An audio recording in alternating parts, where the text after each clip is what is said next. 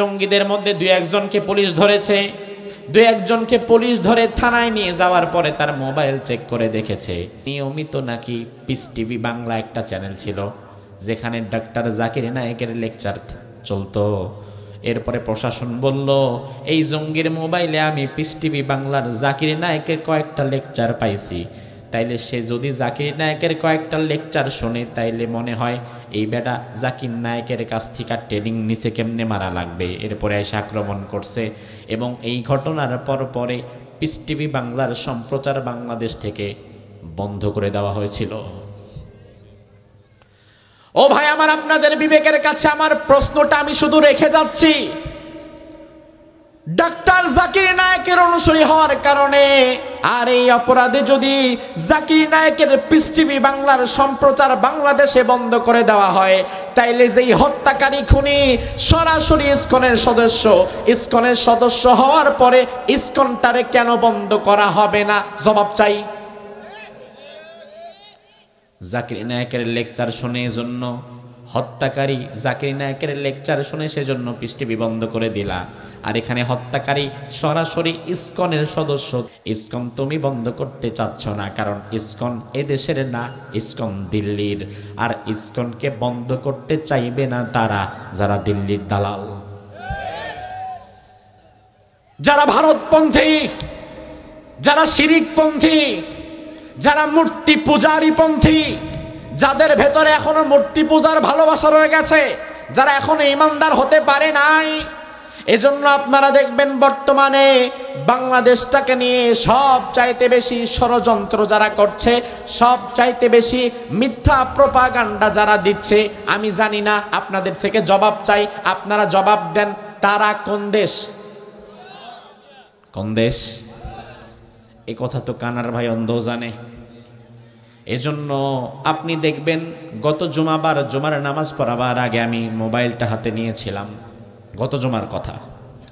মোবাইলটা হাতে নিয়ে মসজিদে যাচ্ছি, গাড়িতে বসে আছি, এমন সময় দেখলাম ভারতের একটা টিভি চ্যানেল, নাম বলবো না কারণ নাম বললে সার্চ দিয়ে আবার গিয়া দেখবেন, আপনি দেখলে তো ওর আর একটু ব্যবসা বাইরে গেল। ও ভাই আমার, আমি দেখলাম একটা টিভি চ্যানেল নিউজ প্রচার করছে গত জুমার ঠিক 1 ঘন্টা আগে 11টার দিকে খবর প্রকাশ করছে 5 তারিখের পরে বাংলাদেশে হাজার হাজার হিন্দুকে জবাই করে মেরে ফেলা হয়েছে, মন্দির ভেঙে ফেলা হচ্ছে। বাংলাদেশে হিন্দুরা নিরাপদ না, তারা পূজা পার্বণ করতে পারে না। তাড়াতাড়ি হিন্দুদের বাঁচাবার জন্য জাতিসংঘের কাছে ভারত সহযোগিতাও চাইছে। এবার আমি আপনাদের কাছে জানতে চাই, তারা যেই সংবাদটা প্রকাশ করলো, আল্লাহকে সাক্ষী রেখে বলেন তো কথাটা কি সত্য না মিথ্যা? 5ই আগস্টের পরে আমাদের এই কিশোরগঞ্জে হিন্দু আছে না নাই? কয়টা হিন্দুরে মারছেন? কয়টা মন্দির ভাঙছেন? কয়টা মন্দিরের মূর্তি আঘাত করেছেন? একটাও না, একটাও না। ভাত রান্না হয়েছে কিনা পাতিলের সব ভাতগুলো টিপ দেওয়া দরকার নাই, 2-1টা টিপ দিলে বোঝা যায়। কিশোরগঞ্জকে চাপ দিয়ে বুঝে ফেললাম কিশোরগঞ্জে যেহেতু হয় নাই, বাকি 63টা জেলায়ও হয় নাই। কথা কি ঠিক না বেঠে? তাইলে তারা যে নিউজ প্রচার করছে এখানে নাকি হিন্দুদের জবাই করা হচ্ছে, মন্দির নাকি ভেঙে ফেলা হচ্ছে, মূর্তি নাকি ভেঙে ফেলা হচ্ছে, এ কথাগুলো কি সত্য না মিথ্যা? তাইলে প্রতিনিয়ত আমাদেরকে নিয়ে যারা মিথ্যা সংবাদ ছড়ায় তাদের বিরুদ্ধে প্রতিবাদ করার দরকার আমাদের আছে না নাই? তাইলে প্রতিবাদটা কি শুধু হুজুর করবে নাকি আপনারাও করবেন? এখন প্রতিবাদের বিষয়টাতে আসলে দেখা যায় ভারতের বিরুদ্ধে প্রতিবাদ শুধু হুজুর করে আর সাধারণ জনগণ করে, শুধু আলেম করে আর সাধারণ মানুষ করে। কিন্তু রাজনৈতিক নেতৃবৃন্দ যারা আগামীতে দেশ পরিচালনা করতে চায়, বাংলাদেশের প্রচলিত বড় রাজনৈতিক দলের নেতাকর্মীরা প্রতিবাদ করে না। আপনি খোঁজ নিয়ে দেখেন, আমি দলের নাম নিব না, আপনি খোঁজ নিয়ে দেখেন তারা ভারতের বিরুদ্ধে প্রতিবাদ করতে সাহস পায় না। তার কারণ তারা চিন্তা করে ভারতের বিরুদ্ধে যদি এখন আমরা প্রতিবাদ করি তাহলে আগামীর নির্বাচনে হয়তো ভারত আমাদের আর সাপোর্ট দিবে না, এই ভয়ে তারা প্রতিবাদ করে না। আমি আপনারে বললাম ভাই, আজকে থেকে কোরআন হাতে নিয়ে বলে যাই, কোরআন হাতে নিয়ে আপনাকে বলে যাই, নিজের আকীদা বিশ্বাস পরিবর্তন করেন। তার কারণ আপনাকে ক্ষমতায় নেওয়ার মালিক কিংবা ক্ষমতা থেকে নামানোর মালিক ভারত না। ক্ষমতায় নেওয়ার মালিক কিংবা ক্ষমতা থেকে নামানোর মালিক কে? আরে ভারত যদি তোমার ক্ষমতায় নেওয়ার মালিক হতো কিংবা ক্ষমতায় রাখার মালিক হতো, তাইলে তোমারে রাখতে যাবে কেন? বিগত 16 বছরের স্বৈরাচারকেই তো তারা রাখতে পারতো। 100 সাপোর্ট দেওয়ার পরেও তো স্বৈরাচারকে তারা রাখতে পারে নাই। তার মানে এটা প্রমাণ হয় ক্ষমতায় নেওয়ার মালিকও আল্লাহ, আবার ক্ষমতা থেকে নামানোর মালিকও। নিজের ঈমান পরিবর্তন করেন, নিজের আকীদা বিশ্বাস পরিবর্তন করেন, ভারতের ষড়যন্ত্রের বিরুদ্ধে মুখ খোলেন, আল্লাহকে ভয় করে চলেন। তার কারণ আপনি ক্ষমতায় যাবেন নাকি নামবেন সেটা ভারত কিংবা আমেরিকা ঠিক করবে না। বাংলাদেশে আগামীতে কারা দেশ পরিচালনা করবে সেটা ভারত ঠিক করবে না, আমেরিকা, চীন, রাশিয়া ঠিক করবে না, সেটা ঠিক করবে বাংলাদেশের 18 কোটি মুসলমান, অন্য কেউ না। এই বিশ্বাসটা মজবুত করেন। এক আল্লাহ ছাড়া দুনিয়ার কাউরে ভয় পাবেন না, ঠিক কিনা? সূরার নাম হচ্ছে সূরাতুল মুলক। কোন সূরা? মুলক মানে ক্ষমতা। মুলক মানে কি? দুনিয়াতে ক্ষমতার জন্য হানাহানি, মারামারি, দৌড়াদৌড়ি, টানাটানি, ঠেলাঠেলি আছে না নাই? সব জায়গায় আছে পৃথিবীতে। আলহামদুলিল্লাহ আমার বাংলাদেশটা বাদে। হ্যাঁ, বাংলাদেশেও আছে। দেখি এবার আল্লাহ তাআলা কি বলে। রব্বুল আলামিন বললেন, বান্দা তাবারাকাল্লাযী বিয়াদিহিল মুলক, সুমহান সেই সত্তা যার হাতে সকল ক্ষমতা। প্রথম আয়াতের মধ্যে আল্লাহ তাআলা আমাদের একটা বিভ্রান্তির জবাব দিয়ে দিলেন। আল্লাহ তাআলা বললেন, বান্দা সুমহান সেই সত্তা যার হাতে সকল ক্ষমতা, যিনি সকল ক্ষমতার সেন্টার, যিনি সকল ক্ষমতার উৎস। তাহলে আমার ভাইরা জবাব দেন, সকল ক্ষমতার উৎস কি জনগণ নাকি আল্লাহ? কথাটা কি কোরআনে আছে না নাই?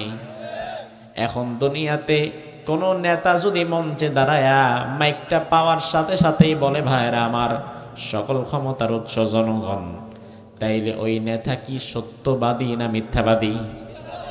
ওই নেতারে যদি তুমি তারপরেও সত্যবাদী বলো, তাইলে আল্লাহর কোরআনে মিথ্যাবাদী বলা লাগবে। আল্লাহর কোরআনে ডাইরেক্ট আল্লাহ বলেছেন, বান্দা দুনিয়ার সকল ক্ষমতার উৎস আমি আল্লাহ তাআলা। এখন কোরআনের কথা সত্য না তোমার নেতার কথা সত্য? আমার ভাইরা ভালো করে সূক্ষ্ম বিষয়টা বুঝে যান, কারণ নির্বাচন কিন্তু সামনে আবার আসবে, যে কোনো সময় আসতে পারে, ঘোষণা হয়ে যেতে পারে। এই কথাটা সবচাইতে বেশি ছড়ায় নির্বাচনের আগে। নির্বাচনের আগে প্রচলিত রাজনৈতিক দলের নেতারা যখন একটা দলীয় মিটিং করবে, সমাবেশ করবে, তার আগে এইভাবে মানুষদেরকে জড়ো করে। এরপরে আপনি দেখবেন নেতারা আল্লাহ দিলে মাইকটা পাইয়া সবার আগে আউযুবিল্লাহ বিসমিল্লাহ তো দূরে থাক, আমাদের বাংলাদেশে বিসমিল্লাহটা শুদ্ধ করে পড়তে পারে না এমন নেতা তো নাই, অভাব। এরপরে মাইকটা পাওয়ার সাথে সাথে বলে, ভাইরা আমার সকল ক্ষমতার উৎস জনগণ, আমরা জনগণকে ছাড়া কিছু করতে চাই না, আপনারা আমাদেরকে ভোট দিবেন। বাকি কথাগুলা বাদ দেন, মাইকটা পাওয়ার সাথে সাথে যে কথাটা বলল সকল ক্ষমতার উৎস জনগণ, কিন্তু আল্লাহ তো নিজেই বললেন তাবারাকাল্লাযী বিয়াদিহিল মুলক, ক্ষমতার মালিক আমি আল্লাহ, উৎস আমি আল্লাহ, ক্ষমতা আমার হাতে। তাইলে তোমার নেতা যে সকল ক্ষমতার উৎস আল্লাহকে না মেনে জনগণকে বলে দিয়েছে, তোমার নেতা কিন্তু সাথে সাথে একটা মিথ্যা বলেছে এবং একটা কুফরি করেছে। আপনি বলবেন হুজুর মিথ্যা না হয় বললো বুঝলাম, কিন্তু কুফরি করলো কিভাবে? কুফরি করলে তো একজন মানুষ কাফের হয়ে যায়। তাইলে আমার নেতা কুফরি করছে মানে তো সে কাফেরের দিকে ধাবিত হয়ে গেছে। সে কুফরি করলো কিভাবে? আমি আপনারে বোঝায় দেই ভাই, কিভাবে আপনার নেতা কিংবা আপনি নিজেও কুফরি করে ফেলছেন। যে বিষয়টার দ্বারা ঈমান ভেঙে যায় ওই বিষয়ের নাম হচ্ছে কুফর। কুফর শব্দের অর্থ হচ্ছে অস্বীকার করা। আমার ভাইরা লক্ষ্য করেন, অস্বীকার করা, অস্বীকার করার মানে হচ্ছে কোরআনে কারিমে যতগুলো আয়াত আছে, একটা আয়াত, একটা শব্দ, একটা অক্ষর, একটা নোক্তাকেও যদি কেউ অস্বীকার করে সে কিন্তু ইমানদার থাকে না, অস্বীকার করার সাথে সাথে সে কাফের হয়ে যায়। কোরআনুল কারীমের বিসমিল্লাহর বা থেকে মিনাল জিন্নাতি ওয়ান নাসের সিন পর্যন্ত যতগুলো অক্ষর আছে সবটার উপরে আমাদের বিশ্বাস আছে তো? জোরে কোন। এখন কেউ যদি বলে আমি পুরা কোরআন মানি কিন্তু সূরা ফাতিহাটা মানি না, তাহলে ফতোয়াটা আপনারাই দেন, সে কি ইমানদার না কাফের? আরো জোরে। কেউ যদি বলে সূরা ফাতিহা তো বড় সূরা, সূরা ফাতিহা বাদ আমি পুরা কোরআন মেনে নিলাম কিন্তু শুধুমাত্র সূরা কাউসার মানি না, ফতোয়া দেন, ইমানদার না কাফের? কেউ যদি বলে সব মানি, সব আয়াত মানি, একটা সূরাকেও বাদ দিলাম না কিন্তু একটা মাত্র শব্দকে বাদ দিয়ে দিলাম, একটা শব্দকে মানি না, ইমানদার না কাফের? তার মানে আমরা বুঝতে পারলাম একটা সূরা বাদ দিলেও কাফের, একটা আয়াত বাদ দিলেও কাফের, একটা শব্দ কিংবা একটা অক্ষর বাদ দিলেও।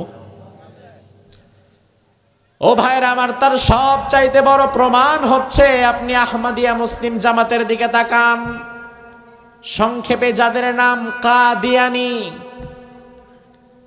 কাদিয়ানি একটি সম্প্রদায় আমাদের বাংলাদেশেও আছে। ঢাকার বকশীবাজারে যান, তাদের নিজস্ব মসজিদ পাবেন, আমাদের মতো নামাজ তারা পড়ে, আমাদের মতো হজ তারা করে, রোজাও তারা রাখে, যাকাতও তারা দেয়, আমাদের যত আমল আছে সব আমল তাদের সাথে মিলে যায়। কিন্তু তবুও দুনিয়ার সকল উলামায়ে কেরাম একমত, কাদিয়ানি যারা হয়েছে তারা কাফের, তারা ইমানদার না। আমার ভাইরা, তার কারণ হচ্ছে কাদিয়ানি সম্প্রদায়দের আকীদা, বিশ্বাস হচ্ছে রাসূলুল্লাহ তিনি শেষ নবী, তিনি শেষ নবী নয়, তিনি শ্রেষ্ঠ নবী। তবে রাসূলের পরে আরো ছোট ছোট কিছু নবী দুনিয়াতে আসবে। আহমদিয়া মুসলিম জামাতের অনুসারীরা মনে করে আমাদের গোলাম আহমদ কাদিয়ানি আমাদের বিশ্বনবী মুহাম্মদুর রাসূলুল্লাহর পরে ছোট খাটো আরেকজন নবী। এবার আমি আপনাদের থেকে জানতে চাই, রাসূলুল্লাহর পরে কোন নবী দুনিয়াতে কিয়ামতের আগে আর আসবে কি? আসবে নাকি? এটা আমাদের দৃঢ় বিশ্বাস, কারণ আমার আল্লাহ বলেছেন মা কানা মুহাম্মাদুন আবা আহাদিম মিন রিজালিকুম ওয়ালাকিন রাসূলুল্লাহি ওয়া খাতামান নাবিয়্যিন। ও দুনিয়ার মানুষ, তোমাদের কোনো পুরুষের পিতা আমার নবী নয়, আমার নবী হচ্ছে খাতামান নাবিয়্যিন, দুনিয়ার সর্বশেষ নবী হচ্ছে আমার নবী। আমার নবীর পরে দুনিয়াতে আর কোনো নবী দুনিয়াতে আসবে না। এটাকে বিশ্বাস করা ঈমান, এর বিপরীতে বিশ্বাস করা কুফর। এখন কাদিয়ানীদেরকে যদি জিজ্ঞেস করেন তোমরা কি আমাদের নবী মুহাম্মদকে নবী মানো, তারা বলবে অবশ্যই মানি। আপনি যদি প্রশ্ন করেন আমাদের নবী মুহাম্মদকে তোমরা সর্বশ্রেষ্ঠ নবী মানো, তারা বলবে অবশ্যই মানি। তাইলে মানো না কোনটা? তারা বলবে মানি না শুধু শেষ এই শব্দটা, নবী মানি, শ্রেষ্ঠ নবীও মানি, কিন্তু শেষ শব্দটা মানি না, খাতাম এই শব্দটা মানি না। আমরা তোমাদের নবীকে শ্রেষ্ঠ নবীও মানি, তবে আমরা যার অনুসরণ করি তারে আমরা আরেকজন ছোটখাটো নবী মানি। তাহলে আমার ভাইরা লক্ষ্য করেন, কাদিয়ানি কিন্তু এই 30 পারা কোরআনের একটা পারা অস্বীকার করে নাই।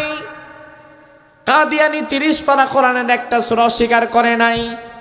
কাদিয়ানি 30 পারা কোরআনের একটা আয়াত অস্বীকার করে নাই, বরং কাদিয়ানি 30 পারা কোরআনের এত হাজার হাজার আয়াত থেকে মাত্র একটা শব্দকে অস্বীকার করেছে। শব্দটা হচ্ছে খাতাম, মানে শেষ। আল্লাহ রসুলের ব্যাপারে বলেছেন আমার নবী শেষ নবী। তারা রাসূলকে নবীও মানে, তবে শেষটা মানে না। এই একটা শব্দকে অস্বীকার করার কারণে গোটা দুনিয়ার আলেম ওলামায়ে কেরাম ফতোয়া দিয়েছে কাদিয়ানি কাফের। তাইলে একটা শব্দকে কেউ যদি অস্বীকার করে সে কি ইমানদার না কাফের? আরো জোরে কোন। তাহলে তুমি যেই নেতার পিছনে দৌড়াচ্ছ, যার পিছনে দৌড়ে তুমি তোমার জীবন নষ্ট করে দিচ্ছ, যার জন্য তুমি মানুষের ঘর বাড়ি ভাঙছো, যার জন্য তুমি টেন্ডারবাজি করছো, চাঁদাবাজি করছো, তোমার নেতা যে নির্বাচনের সময় মাইকটা পাওয়ার সাথে সাথে বলে, ভাইরা আমার ও বোনেরা আমার, সকল ক্ষমতার উৎস জনগণ, এই কথা বলার সাথে সাথে তোমার নেতা কোরআনে কারিমের কয়েকটা আয়াতকে অস্বীকার করে ফেলে। কারণ আল্লাহ তাআলা বারবার বলছেন, বান্দা তাবারাকাল্লাযী বিয়াদিহিল মুলক, সকল ক্ষমতার মালিক আমি আল্লাহ, উৎস আমি আল্লাহ। এখন তোমার নেতা যদি বলে উৎস জনগণ, তাইলে কয়েকটা টাটকা আয়াত অস্বীকার হয়ে যায়। কাদিয়ানি যদি শুধুমাত্র একটা শব্দকে অস্বীকার করার কারণে কাফের হয়ে যায়, তাইলে তোমার নেতা কয়েকটা আয়াত বাদ দিলে তো তোমার নেতা কাদিয়ানির চেয়ে বড় কাফের হওয়া লাগে। তুমি কাদিয়ানিরে কাফের বলে মজা নিলা। তুমি কি জানো না ভাই, তুমি যারা পেছনে দৌড়াও তোমার নেতাও কোন দিক দিয়ে কাফের হয়ে গেছে। এখন আপনি বলবেন, হুজুর আল্লাহ বাঁচাইছে, আমার নেতা কইলে কইছে, আমার দল কইলে কইছে, আমি তো কই না, আমি তো বেঁচে গেছি। বাঁচতে পারবেন না। তার কারণ আমার আল্লাহ কোরআনের মধ্যে বলেছেন, বান্দা ইয়াউমা নাদউ কুল্লা উনাসিম বিইমামিহিম, দুনিয়ার প্রত্যেক মানুষকে আমি তার নেতা সহকারে হাজির করব। তার নেতারে কিয়ামতের ময়দানে ডাকবো, কোন নেতার পেছনে তুমি ঘুরেছ, কার আদর্শ বাস্তবায়নের জন্য দুনিয়াতে চেষ্টা করেছ। তুমি কি জাতীয়তাবাদ প্রতিষ্ঠার জন্য কাজ করেছ? তুমি কি গণতন্ত্রের জন্য কাজ করেছ? তুমি মুজিববাদের জন্য কাজ করেছ? তুমি লেনিনবাদের জন্য কাজ করেছ, নাকি তুমি সমাজবাদের জন্য কাজ করেছ? জবাব দাও, জবাব দাও। জবাব দেওয়া ছাড়া জান্নাতে যাওয়া যাবে না। এই জন্য দুনিয়াতে অমুক নেতার আদর্শ তমুক নেতার আদর্শ বাস্তবায়নের জন্য না দৌড়ায়া তুমি রাসূলুল্লাহর আদর্শ বাস্তবায়নের জন্য দৌড়াও। কারণ মুক্তি যদি পেতে চাও, রাসূলের আদর্শ ছাড়া মুক্তি পাওয়া কি সম্ভব বলে মনে হয় নাকি? সম্ভব? সে আল্লাহ রাব্বুল আলামিন বলছেন, বান্দা তাবারাকাল্লাযী বিয়াদিহিল মুলক, সমহান সেই সত্তা যার হাতে সকল ক্ষমতা, যিনি ক্ষমতার উৎস। তাহলে পূর্ববর্তী আলোচনা বুঝে থাকলে জবাব দেন, সকল ক্ষমতা কার হাতে? সবাই তো আল্লাহর নাম নেয় না। আবার প্রশ্ন করছি, জবাব দেন, সকল ক্ষমতা কার হাতে? সকল ক্ষমতার মালিক কে? উৎস তাইলে জনগণ। উৎসকে? উৎস অবশ্যই আল্লাহ। ক্ষমতায় বসায়ও আল্লাহ, নামায়ও আল্লাহ, ক্ষমতা দেয়ও আল্লাহ, আবার ক্ষমতা কেড়ে নিয়ে লাথি মেরে দিল্লি পাঠিয়ে দেয় আল্লাহ। ক্ষমতার মালিক কে? জনগণ। জনগণ। জীবনে কোনোদিন এই কথা ভুলেও যেন আপনার মুখে আর না আসে। দুনিয়ার যেই বলুক না কেন ক্ষমতার উৎস জনগণ, আপনি বলবেন না। আপনি বলবেন হতেই পারে না, ক্ষমতার উৎস একমাত্র কে? আমার ভাইরা, এই বিশ্বাসটা বাংলাদেশ মানুষের একটু নড়বড়ে। বাংলাদেশি মানুষের মধ্যে এই বিশ্বাসটা একটু নড়বড়ে। তার সবচাইতে বড় প্রমাণ হচ্ছে এদেশের মানুষের মধ্যে জুজুর ভয় ঢুকে গেছে। এদেশের মানুষ আল্লাহরে যতটা না বেশি ভয় পায়, তার চাইতে এখন বেশি ভয় পায় ভারত কিংবা আমেরিকারে। মনে করে তারা বুঝি চালটা বন্ধ করে দিলাম, আমরা না খায় মরবো। এজন্য ভারত আমাদের দেশকে নিয়ে যতই কটূক্তি করুক না কেন, যতই ষড়যন্ত্র করুক না কেন, আপনি দেখবেন বাংলাদেশের রাজনৈতিক নেতারা এইগুলার প্রতিবাদ করতে চায় না। আমার ভাইরা, আপনাদেরকে আমি একটু বলি, আপনারা জানেন কিনা আমি জানি না, ভারতের মতাদর্শ লালন করে এমন একটা হিন্দুত্ববাদী সংগঠন আছে বাংলাদেশে, যারা হিন্দুত্ববাদ, সন্ত্রাসবাদ, উগ্রবাদ প্রচার করে। তাদের নাম হচ্ছে ইসকন। এই সংগঠনটা গত কয়েক সপ্তাহ পূর্বে চট্টগ্রামে আমাদের এক মুসলিম আইনজীবীকে আদালত প্রাঙ্গণে জবাই করে দিয়েছিল। তার নাম হচ্ছে সাইফুল ইসলাম আলিফ। সাইফুল ইসলাম আলিফ ভাইকে চট্টগ্রাম আদালত প্রাঙ্গণে কট্টরপন্থী হিন্দুরা জবাই করে দিয়েছিল। খবরটা কি আপনারা জানেন? মানে শুনছেন কিনা? হুদাই আন্দার কোন্দা লাভ দিয়েন না। যদি শুনেন তাইলে পরবর্তী কথাটা বুঝবেন যে না হুজুর যেটা বলতেছে আমি যে জানি এটা ঠিক আছে হুজুরের কথাটা। আমার ভাইরা তাহলে একটু দেখেন বিষয়টা, ইসকন এত বড় কাজ তারা করেছে, এরপরে আমরা যখন বিচার দাবি করলাম, যে মেরেছে সে যেহেতু ইসকনের সদস্য, তাহলে স্বাভাবিকত ইসকনের কাছে আমরা বিচার দাবি করতেই পারি, এবং স্বাভাবিকত ইসকনের মতো হিন্দুত্ববাদ প্রচারকারী সন্ত্রাসী সংগঠনকে আমরা নিষিদ্ধের দাবিও জানাতে পারি। আপনারা একটু জবাব দেন, ইসকনের লোক হিন্দুত্ববাদ প্রচার করে আমার ভাইকে যদি হত্যা করে মেরে ফেলতে পারে, তাইলে ওই সংগঠনকে নিষিদ্ধ করার দাবি জানানোর অধিকার বাংলার মুসলমানের আছে না নাই? এবং সেটা নিষিদ্ধ করে দিতে হবে। তার কারণ হচ্ছে, আপনাদের ভুলে গেলে চলবে না, আজ থেকে ৫-৭ বছর পূর্বে ঢাকায় কিছু জঙ্গি অ্যাটাক হয়েছিল। হলি আর্টিজান নামক একটা রেস্টুরেন্ট ছিল, হলি আর্টিজান রেস্টুরেন্টে জঙ্গিরা আক্রমণ করেছে। কোথাকার কোন ছেলেপেলেরা গুলি কয়টা নিয়ে ঢুইকা এলো পাতারে গুলি করেছে, কয়েকজন বোধহয় মারাও গিয়েছিল। হলি আর্টিজানের ওই ঘটনাটা তৎকালীন অনেক বেশি ফলাও হয়েছিল যে রে বাবারে হলি আর্টিজানে জঙ্গি ঢুইকা মানুষগুলোরে নাকি মেরা ফেলছে। এরপরে এই জঙ্গিদের মধ্যে ২-১জনকে পুলিশ ধরেছে। ২-১জনকে পুলিশ ধরে থানায় নিয়ে যাওয়ার পরে তার মোবাইল চেক করে দেখেছে ওই জঙ্গি নিয়মিত নাকি পিস টিভি বাংলা একটা চ্যানেল ছিল যেখানে ডাক্তার জাকির নায়েকের লেকচার চলতো। এরপরে প্রশাসন বলল এই জঙ্গির মোবাইলে আমি পিস টিভি বাংলার জাকির নায়েকের কয়েকটা লেকচার পাইছি, তাইলে সে যদি জাকির নায়েকের কয়েকটা লেকচার শোনে তাইলে মনে হয় এই বেটা জাকির নায়েকের কাছ থেকে ট্রেনিং নিচে কেমনে মারা লাগবে। এরপরে এসে আক্রমণ করছে এবং এই ঘটনার পরে পিস টিভি বাংলার সম্প্রচার বাংলাদেশ থেকে বন্ধ করে দেওয়া হয়েছিল। ও ভাই আমার, আপনাদের বিবেকের কাছে আমার প্রশ্নটা আমি শুধু রেখে যাচ্ছি, ডাক্তার জাকির নায়েকের অনুসারী হওয়ার কারণে ওই জঙ্গি যদি ডাক্তার জাকির নায়েকের আসলেই অনুসারী হয়ে থাকে, আর এই অপরাধে যদি জাকির নায়েকের পিস টিভি বাংলার সম্প্রচার বাংলাদেশে বন্ধ করে দেওয়া হয়, তাইলে যেই হত্যাকারী খুনি সরাসরি ইসকনের সদস্য, ইসকনের সদস্য হওয়ার পরে ইসকনটারে কেন বন্ধ করা হবে না? জবাব চাই। জাকির নায়েকের লেকচার শুনে জন্য হত্যাকারী জাকির নায়েকের লেকচার শুনে সেজন্য পিস টিভি বন্ধ করে দিলা, আর এখানে হত্যাকারী সরাসরি ইসকনের সদস্য, তাইলে কেন? তার সবচাইতে বড় কারণ হচ্ছে ইসকন তুমি বন্ধ করতে চাচ্ছ না, কারণ ইসকন এদেশের না, ইসকন দিল্লির, আর ইসকনকে বন্ধ করতে চাইবে না তারা যারা দিল্লির দালাল,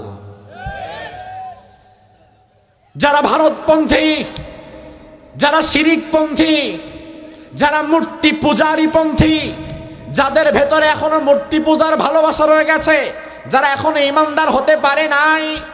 এজন্য আপনারা দেখবেন বর্তমানে বাংলাদেশটাকে নিয়ে সব চাইতে বেশি ষড়যন্ত্র যারা করছে, সব চাইতে বেশি মিথ্যা প্রোপাগান্ডা যারা দিচ্ছে, আমি জানি না, আপনাদের থেকে জবাব চাই, আপনারা জবাব দেন, তারা কোন দেশ? কোন দেশ? এই কথা তো কানার ভাই অন্ধও জানে।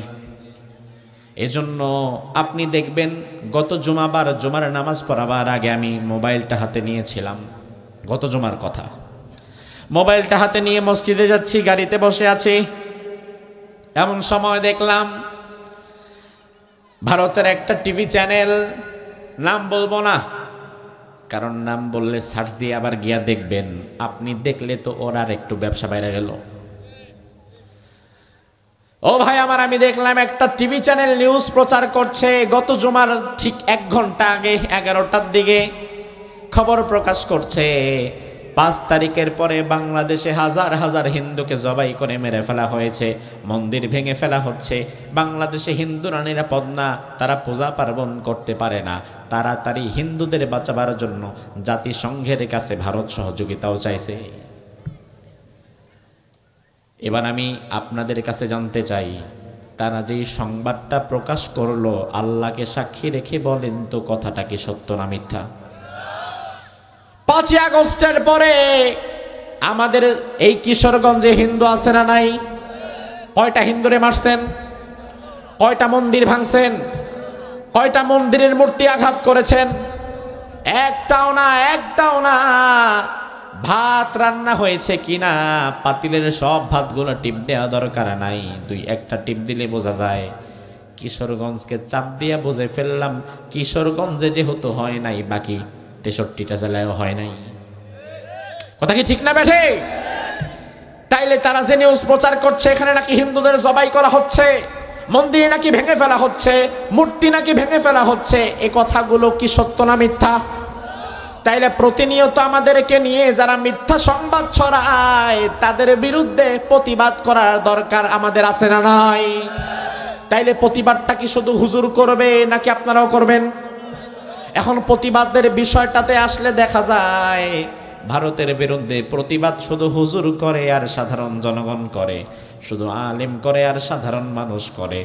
কিন্তু রাজনৈতিক নেতৃবৃন্দ যারা যারা আগামীতে দেশ পরিচালনা করতে চায়, বাংলাদেশের প্রচলিত বড় রাজনৈতিক দলের নেতাকর্মীরা প্রতিবাদ করে না। আপনি খোঁজ নিয়ে দেখেন, আমি দলের নাম নিব না, আপনি খোঁজ নিয়ে দেখেন তারা ভারতের বিরুদ্ধে প্রতিবাদ করতে সাহস পায় না। তার কারণ তারা চিন্তা করে ভারতের বিরুদ্ধে যদি এখন আমরা প্রতিবাদ করি তাহলে আগামীর নির্বাচনে হয়তো ভারত আমাদের আর সাপোর্ট দিবে না, এই ভয় তারা প্রতিবাদ করে না। আমি আপনারে বললাম ভাই, আজকে থেকে কোরআন হাতে নিয়ে বলে যাই, কোরআন হাতে নিয়ে আপনাকে বলে যাই, নিজের আকীদা বিশ্বাস পরিবর্তন করেন। তার কারণ আপনাকে ক্ষমতায় নেওয়ার মালিক কিংবা ক্ষমতা থেকে নামানোর মালিক ভারত না। ক্ষমতায় নেওয়ার মালিক কিংবা ক্ষমতা থেকে নামানোর মালিক কে? আরে ভারত যদি তোমার ক্ষমতায় নেওয়ার মালিক হতো কিংবা ক্ষমতায় রাখার মালিক হতো তাইলে তোমারে রাখতে যাবে কেন? বিগত 16 বছরের স্বৈরাচারকেই তো তারা রাখতে পারতো। 100 সাপোর্ট দেওয়ার পরেও তো স্বৈরাচারকে তারা রাখতে পারে নাই। তার মানে এটা প্রমাণ হয় ক্ষমতায় নেওয়ার মালিকও আল্লাহ, আবার ক্ষমতা থেকে নামানোর মালিকও। নিজের ঈমান পরিবর্তন করেন, নিজের আকীদা বিশ্বাস পরিবর্তন করেন, ভারতের ষড়যন্ত্রের বিরুদ্ধে মুখ খোলেন, আল্লাহকে ভয় করে চলেন। তার কারণ আপনি ক্ষমতায় যাবেন নাকি নামবেন সেটা ভারত কিংবা আমেরিকা ঠিক করবে না।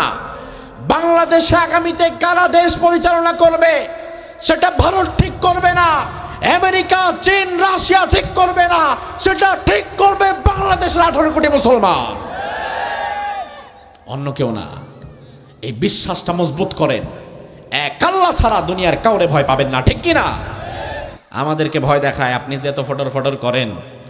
এখন আমরা যদি সবাই ভারতের বিরুদ্ধে কথা বলি, ভারত আমাদেরকে মাঝে মাঝে ভয় দেখায়। কি ভয়?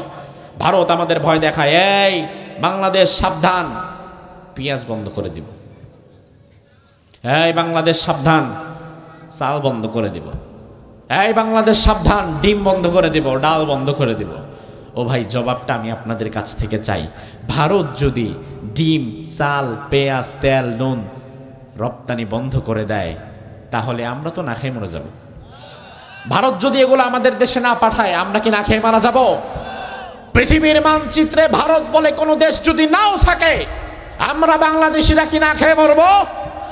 রিজিকের মালিক কে? রিজিকের মালিক কে? ভারত আমারে খাওয়ায় না, বরং ভারত তো আমার সাথে ব্যবসা করে। ভারত কি করে?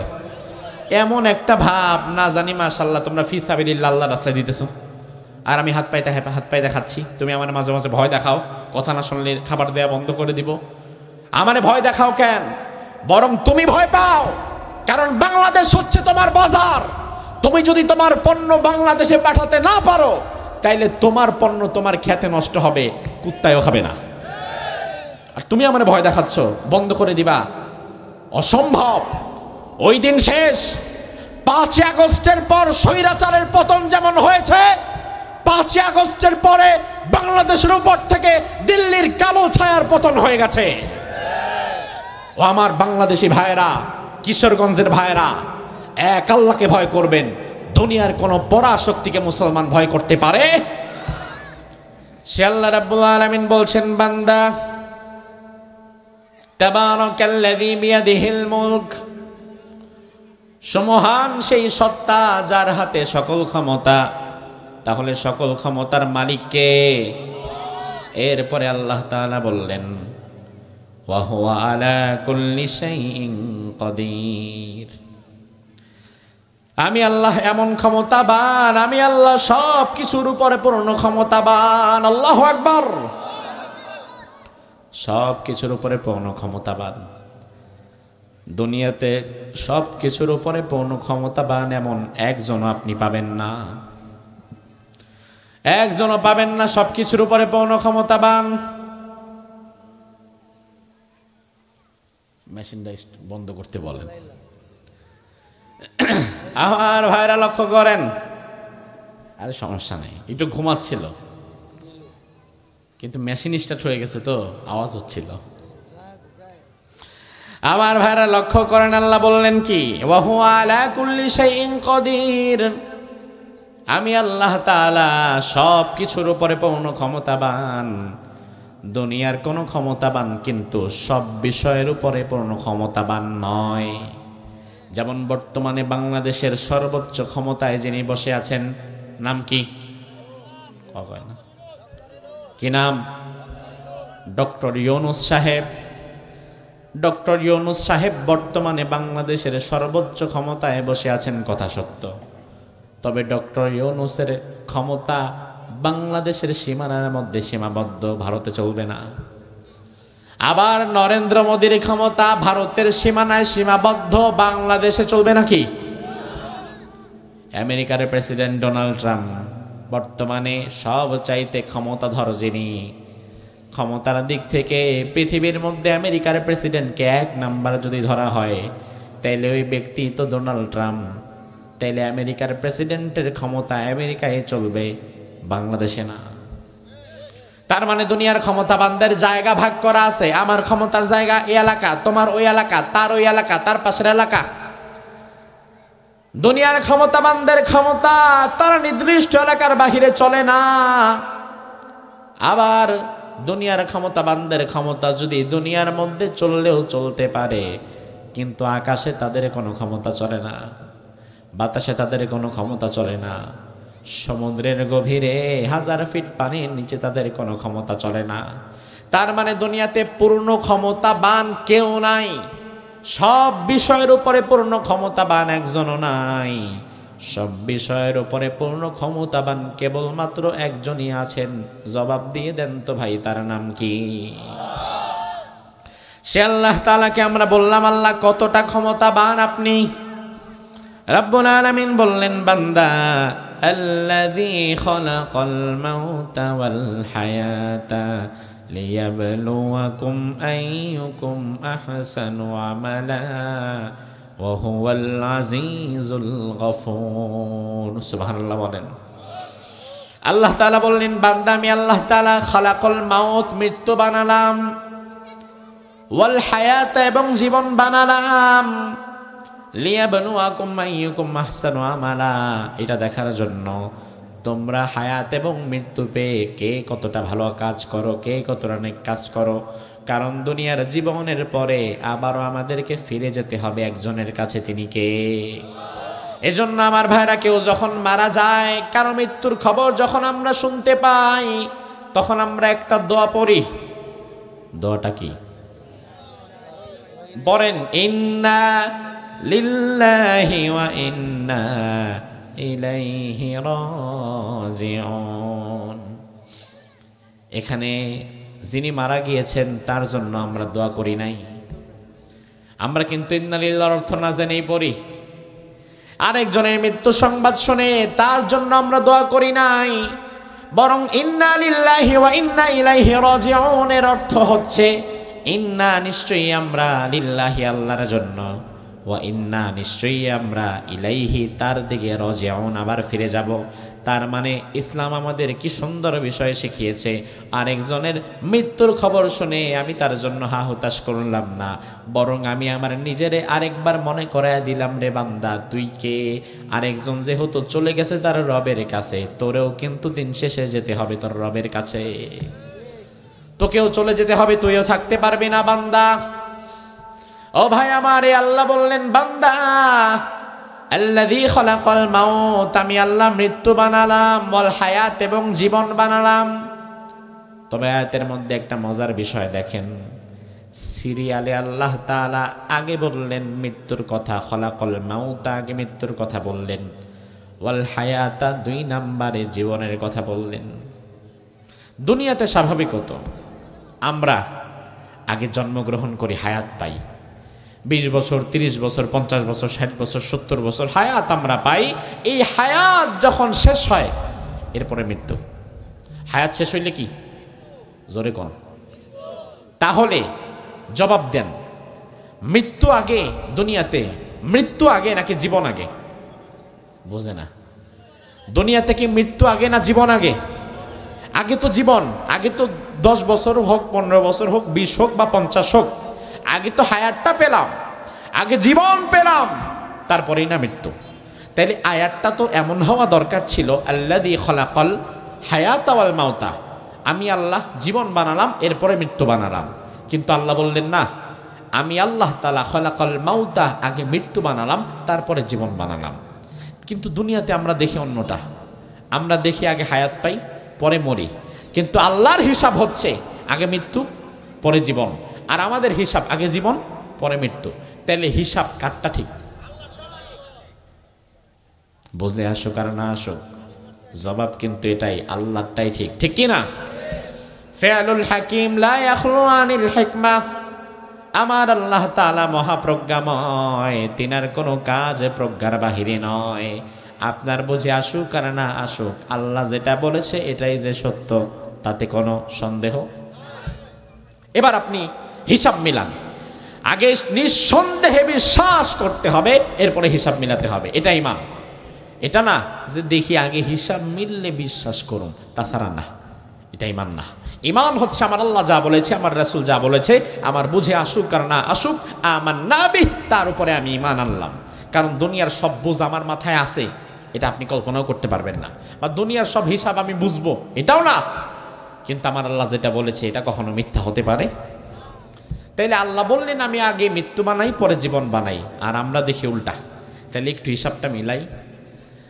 আল্লাহর হাবিব হাদিসের মধ্যে বললেন, ইয়াবাসুল্লাহু ইলাইহি মালাকান বিআরবা'i কালিমাত ফায়ুকতাবু আমালুহু ওয়া আজালুহু ওয়া রিজকুহু ওয়া শাকিয়্যুন আও সাঈদ সুম্মা ইউনফাখু ফীহির রূহ। একজন সন্তান যখন মাতৃগর্ভে থাকে, আপনি আমি সবার ব্যাপারে কিন্তু এই হাদিস প্রযোজ্য। আল্লাহর হাবিব বলেন, একজন সন্তান যখন মায়ের পেটে থাকে, মায়ের পেটে রক্তপিণ্ড থেকে মাংসপিণ্ডের সৃষ্টি হয়, এরপরে সেই মাংসের ভিতর হাড় সৃষ্টি হয়, সুম্মা নুখরিজুকুম তিফলা, এরপরে আল্লাহ তাআলা মায়ের পেটের মধ্যে সুন্দর স্ট্রাকচার দিয়ে একটা শিশু তৈরি করে।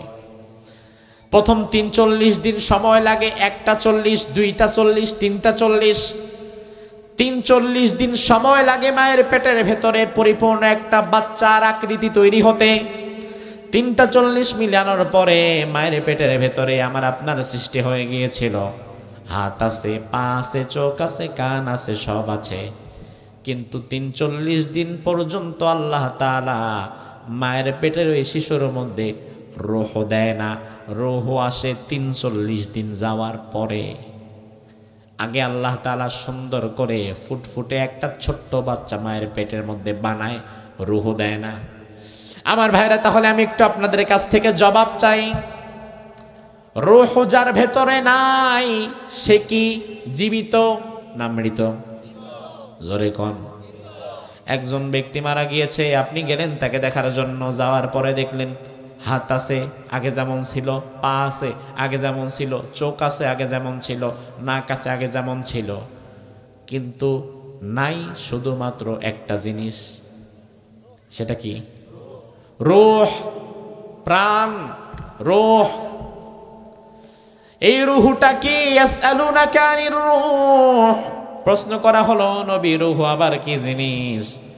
আল্লাহ রাব্বুল আলামিন জবাব দিয়ে দিলেন, কুলির রূহু মিন আমরি রাব্বি, ও নবী আপনি বলে দেন, রূহকে দেখা যায় না, ধরা যায় না, ছোঁয়া যায় না। দুনিয়ার কোনো বিজ্ঞান রূহকে পরীক্ষাও করতে পারবে না। রুহটা হচ্ছে আমি আল্লাহ তাআলার একটা আদেশ, আর কিচ্ছু না। আমার ভাইয়ের ওই হাদিসের দিকে তাকান। রাসূলুল্লাহ বলেন মায়ের পেটে 43 দিন সময় লাগে একটা বাচ্চার আকার তৈরি হতে। এরপরে আল্লাহ যখন রূহ দিয়ে দিবেন, রূহ দেওয়ার আগে ওই মৃত অবস্থায় মায়ের পেটে আমরা যখন পড়েছিলাম, তখন আল্লাহ তাআলা মায়ের গর্ভের ভেতরে একজন ফেরেশতাকে পাঠিয়ে দেয়। সুবহানাল্লাহ কইলেন না?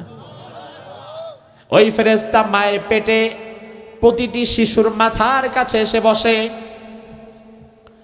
আমি যখন ছিলাম আমার মাথার কাছে এসেছে, আমার ভাই যখন ছিল তার মাথার কাছেও এসেছে, আপনারা যখন ছিলেন আপনাদের মাথার কাছেও এসে বসেছে। এবার ফেরেশতা আমাদের মাথার কাছে কপালের মধ্যে 4টা বিষয় লিখে দিয়ে যায়। 4টা বিষয় লিখার দায়িত্ব দিয়ে আল্লাহ ফেরেশতাকে পাঠায়। কয়টা বিষয়? জোরে কোন? 1 নাম্বার ফায়ুক্তাবু আমালুহু, তার কাজ কর্মগুলো লিখে দিয়ে যায়। দুনিয়াতে সে জান্নাতমুখী কাজ করতে পারবে না জাহান্নামমুখী কাজ করবে। আমার ভাইরা লক্ষ্য করেন, দুনিয়াতে কাজ সবার জন্য সবটা সহজ না, আবার সবার জন্য সবটা কঠিনও না। ও যুবক ভাই, তোমার জন্য হয়তো কুয়াশাচ্ছন্ন রাতে শীতের মধ্যে ঠান্ডা পানি দিয়ে অজু করে মসজিদে ফজরের নামাজ পড়া কঠিন। আবার তোমার জন্য হয়তো সিনেমা হলে গিয়া 2 ঘন্টা সিনেমা দেখা সহজ। যার জন্য সিনেমা হলে 2 ঘন্টা বৈশা সিনেমা দেখা সহজ, ওই একই ব্যক্তির জন্য ফজরের নামাজ পড়া কঠিন। আবার আপনি দেখবেন আমাদের মতো আলেম ওলামা যাদের জন্য সিনেমা হলে 2 ঘন্টা বৈশা সিনেমা দেখা খুব কঠিন, খুব কঠিন, খুব কঠিন, আমাদের জন্য আবার মসজিদে ফজরের নামাজ পড়া সহজ। এটা আপনি আপনার দিকে তাকান। আপনি জান্নাতমুখী হচ্ছেন না জাহান্নামমুখী হচ্ছেন সেটা আপনি বুঝে নেবেন। যদি দেখেন আপনার জন্য জাহান্নামের কাজগুলা বারবার সহজ হয়ে যাচ্ছে, তাইলে আপনি তাড়াতাড়ি তওবা করেন, কারণ আপনার পথটা জাহান্নামের দিকে চলে যাচ্ছে। আর আপনি যদি দেখেন আল্লাহ আলহামদুলিল্লাহ, জাহান্নামের কাজ, হারাম কাজ আমার জন্য আল্লাহ কঠিন বানায়া দিছে, কিন্তু জান্নাতের কাজ আমার জন্য আল্লাহ সহজ বানায়া দিছে, আল্লাহর শুকরিয়া আদায় করেন। ফেরেশতারা 1 নম্বরে কপালের মধ্যে লিখে দেয় ফায়ুক্তাবু আমালুহু, তার কাজকর্মগুলা কেমন হবে সেটা লিখে দেয়। 2 নাম্বার ফেরেশতা কপালের মধ্যে 2 নাম্বার অপশন দিয়ে লিখে দেয় ওয়া আজালুহু, তার মৃত্যুটা কখন, কবে, কোথায়, কিভাবে হবে সেটা ফেরেশতারা কপালের মধ্যে লিখে দেয়। আমার ভাইরা ভাই, একটা বিষয় একটু বুঝে থাকলে জবাব দেন।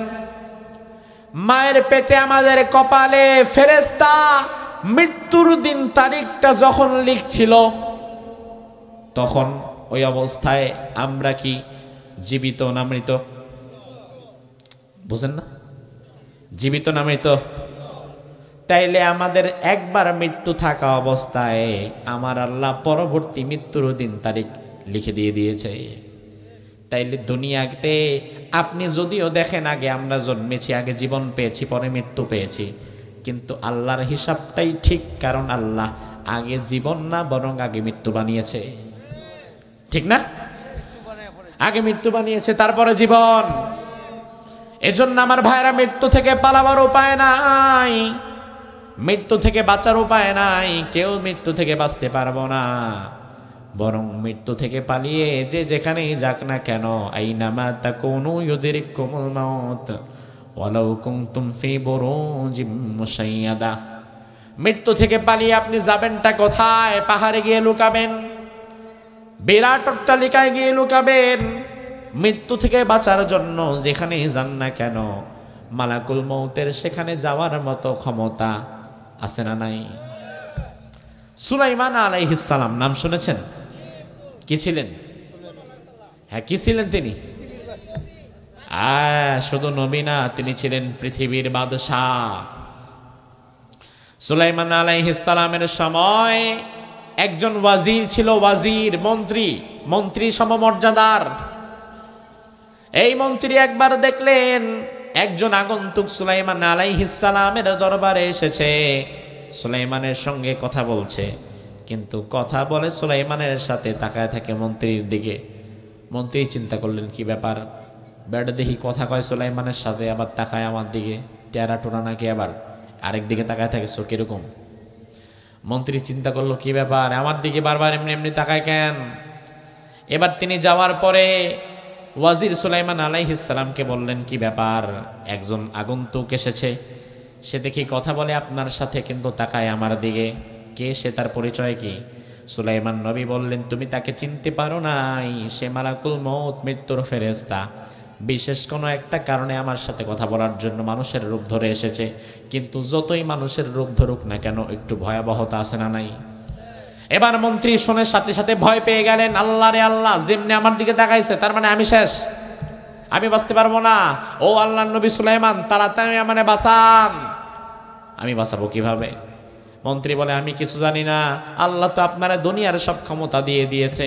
বাতাস আপনার কথা শুনে আপনি বাতাসের মধ্যে সিংহাসন নিয়ে ভেসে বেড়ান, বাতাসরে আপনি অর্ডার দিয়ে দেন, বাতাস যেন আমারে এই মুহূর্তে উড়িয়ে হাজার হাজার মাইল দূরে কোনো একটা জঙ্গলে নিয়ে ফেলে দিয়ে আসে, যেই জঙ্গলে জীবনে কোনো দিন কোনো মানুষের পা পড়ে নাই। সুলাইমান আলাইহিস সালাম বাতাসরে বললেন ঠিক আছে, মন্ত্রী যেহেতু আবদার করেছে তাকে নিয়ে উড়িয়ে নিয়ে যাও দূরে। এবার সুলাইমান আলাইহিস সালামের মন্ত্রীকে বাতাস উড়িয়ে অনেকটা দূর নিয়ে চলে গেল। আজান হচ্ছে, আমরা একটু মনে মনে আজানের জবাব দিই।